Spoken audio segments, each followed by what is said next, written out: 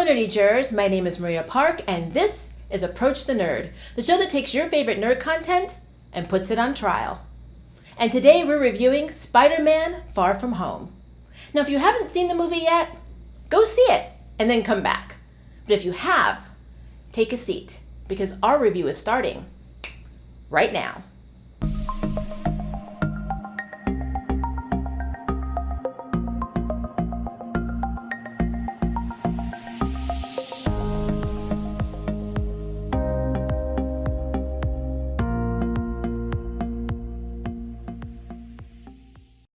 As a huge Spider-Man fan who loves the original Spider-Man movies, well, the first two, who's obsessed over Into the Spider-Verse, and who is still flying high over the momentous finale of Avengers Endgame, I was a little worried that Spider-Man Far From Home wouldn't actually live up to the hype. But it did. Far From Home is an awesome movie with amazing pacing, which to me is very important with a character like Spider-Man who is always on the move. And for me, this movie is proof that the MCU did not end with Endgame. So if you have not had a chance to see the movie yet, then please wait till you can see it and then come back. So in the movie, Peter is excited to go on a school trip to Europe with his classmates and tell his crush MJ how he feels about her. His excitement unfortunately is cut short when Nick kidnaps him and guilts him into working with a man named Quentin Beck, aka Mysterio. Now, Mysterio claims to be from Earth 833, which if you know your comic history, then you know that is actually William Braddock's timeline, aka Spider-Man UK. He also explains that Peter's world is Earth 616, which is the prime Earth in the comic books, and that Peter's world is in danger from these energy-devouring creatures called elementals, the same creatures that Quentin claims destroyed his world. So, Peter inherits Tony's glasses, which turns out to be an advanced AR system that Tony called Edith, which stands for Even Dead, I Am the Hero. You gotta love Tony. Edith controls a huge satellite orbiting Earth, which just so happens to house a gazillion weaponized drones, which we see Peter use when his rival takes a picture of Peter in a compromising position and threatens to show MJ. Peter asks Edith for help and she tries to assassinate him. Edith also allows Peter to spy on people via their text messages and digital footprint, though he does choose to respect MJ's privacy. Now, throughout the movie, Peter is having a very hard time dealing with Tony's death. It doesn't help that there seems to be constant reminders everywhere he goes. He's also very stressed that everyone has expectations for him becoming the new Tony. So to avoid this new level of responsibility and his always present guilt, Peter decides to give the glasses and Edith to Mysterio. But Quentin is not who he seems.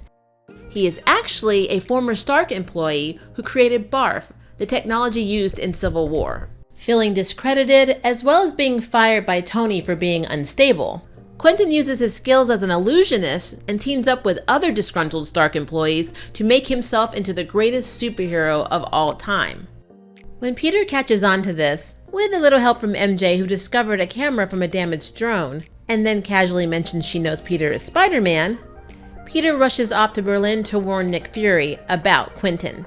After a pep talk from Happy, a new suit, his Peter Tinkle finally working, and two very intense battles, Spider-Man finally is able to defeat Mysterio. Well, right before Quentin pulls out one last illusion and then tries to shoot Peter in the head, which then ricochets, killing Quentin instead. Peter then reclaims Edith and calls off the drone attacks in London, kisses MJ, and then goes home to have a very, very awkward conversation with his Aunt May and Happy over their relationship status. And that brings us to the post-credits scenes. So right after Peter takes MJ on a web-slinging date, Peter sees a large screen with the words "Breaking News" flashing across it.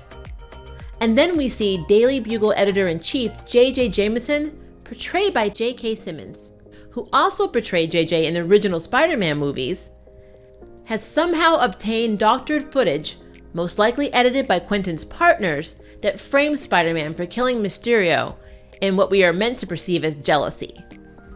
He's also blamed for calling the attack on London. And if that isn't bad enough, the video also goes on to reveal something even bigger, that Spider-Man is high schooler Peter Parker. Now, to be fair, Peter does demask in the Civil War comics, but he was much older. And it's interesting to think that we may be moving into the Spider-Man Wanted for Murder comic era, back when Peter was first accused of killing George Stacy and then later his daughter Gwen. Our next revelation came while Nick Fury and Maria Hill are driving. They transform back into Talos and Soren, the married Skrulls from Captain Marvel. It seems Nick Fury sent them to give Peter Tony's glasses, and they're calling him to update him on the mess that Mysterio created. This is interesting to me because this isn't the first time that S.H.I.E.L.D. operatives have used body doubles, but they're normally in the form of robots, not Skrulls. For comic book lovers, the rumor of Secret Invasion debuting potentially in Phase 4 just got to level up. And our last major revelation happens right after the credits. We see Nick Fury relaxing just like Coulson had on Agents of S.H.I.E.L.D. in Project Tahiti. It turns out, though, he's not on a beach, he's actually on a space station surrounded by Skrulls who seem to be working for him. The station is most likely the Peak, which is the headquarters for SWORD, the counterterrorism S.H.I.E.L.D. affiliate that protects Earth from extraterrestrial threats. If this is what is happening, I am extremely excited, as this opens up the possibility of a lot more characters, including the X-Men, the Fantastic Four, and Namor, who all eventually form the Illuminati. And now for a few honorable mentions. In the beginning of the movie, we see a tribute video, and we see a lot of the Avenger fallen heroes. One of the pictures that's shown is of Captain America. But when did he die? He didn't actually die in battle, so then why was he included in the video? During the battle with the Fire Elemental, which we know is Molten Man from the comics, Peter is wearing Spider-Noir's suit. So does this mean that Phase 4 will include the Spider-Verse? And I just have to say that I love the teacher chaperones, Mr. Harrington and Mr. Dell. They are hilarious and brought a lot of comedy to the movie. In the background behind Happy, there is a Joseph Crusher Hogan poster. So Happy's last name is Hogan. Are they related? I can't remember if there's any connection between Joseph Crusher Hogan and Happy.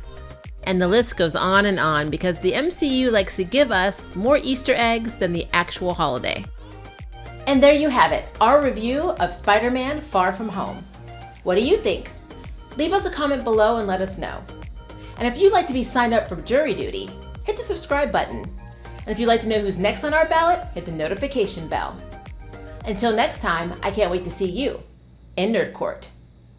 And if you have time, make sure to check out some of our other videos.